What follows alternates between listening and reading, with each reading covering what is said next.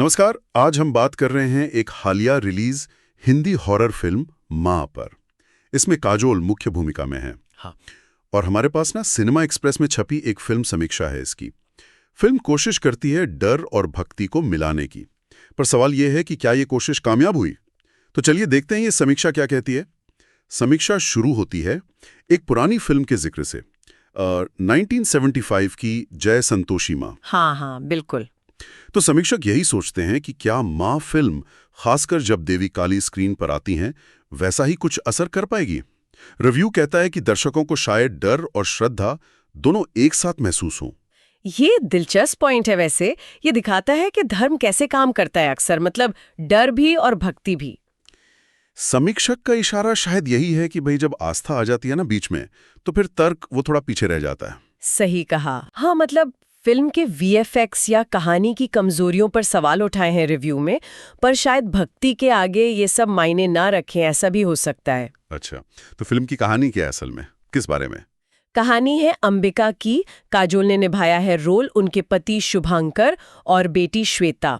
पति की मौत हो जाती है, फिर अंबिका और श्वेता जाते हैं पश्चिम बंगाल, चंद्रपुर में उनकी पुश्तैनी हवेली है, राजबाड़ी कहते हैं उसे। ओके। और बस वहीं से फिर डरावनी चीजें शुरू होती।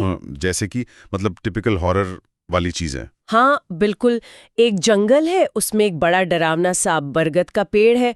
फिर हवेली की देखभाल करने वाला एक परिवार है, उनका बर्ताव कुछ अजीब सा है। और हाँ, वो भूतिया लड़कियां जो अचानक कहीं से भी आ जाती हैं डराने के लिए, जंप स्केयर्स जिन्हें कहते हैं। समझ गया। निर्देशक विशाल फूरिया हैं जिन्होंने छोरी बनाई थी।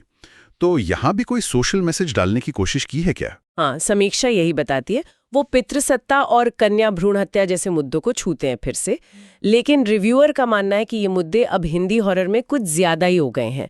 मतलब बुलबुल, स्त्री, इनका जिक्र करते हुए कहा है कि थीम थोड़ी घिसी पिटी सी लगने लगी है। अच्छा। और कहानी का जो बेस है वो देवी काली और रक्तबीज राक्षस की कथा पर है, पर विलेन का जो लुक है वो गेम ऑफ थ्रोन्स के नाइट किंग जैसा बताया गया है। अच्छा। तो मौलिकता पर सवाल उठता है थोड़ा।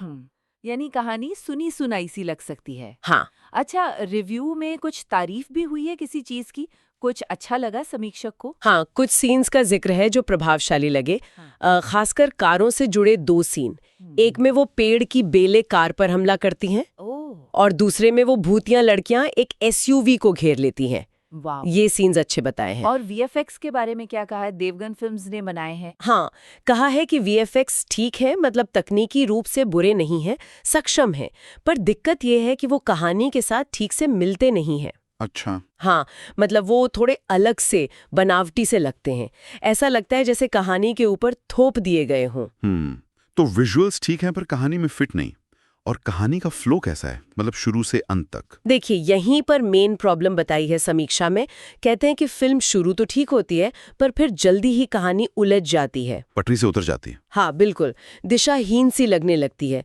प्लॉट काफी हद तक प्रिडिक्टेबल है, मतलब आप अंदाजा लगा सकते हैं आगे क्या होगा, और कुछ जगह कंफ्यूज भी करती है कहानी। और क्लाइमैक्स, फिल्म का अंत कैसा है, वो दमदार है? समीक्षा तो यही कहती है कि अंत थोड़ा निराशाजनक है। वो नारी शक्ति और माँ की ताकत पर बड़े भारी भरकम डायलॉग्स हैं। ओके। और एक सीन है जिसमें काजोल हवा में उड़ती हैं, वो समीक्षक को नाटकीय कम और मजाकिया ज्यादा लगा। ओह। हाँ, शायद इसीलिए फिल्म को कुल मिला के 5 में से सिर्फ 2 स्टार दिए हैं। सिर्फ 2 स्टार?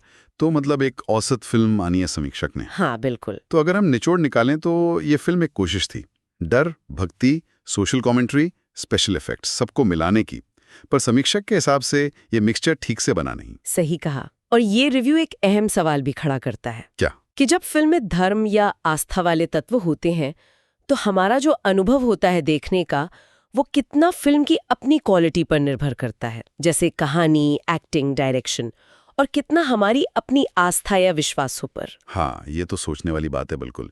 जब आस्था जुड़ जाती है तो चीजें बदल जाती हैं। बिल्कुल। और ये भी सोचना दिलचस्प है कि हॉरर फिल्मों में बार बार वही सामाजिक मुद्दे या पौराणिक कहानियां दिखाने से कहीं उनका असर कम तो नहीं हो रहा। शायद दर्शकों को कुछ नया चाहिए अब। हो सकता है, ये भी एक पॉइंट है। खैर, ये थे सिनेमा एक्सप्रेस की इस समीक्षा के कुछ मुख्य बिंदु। अगले विश्लेषण में फिर मिलेंगे। तब तक सोचते रहिए।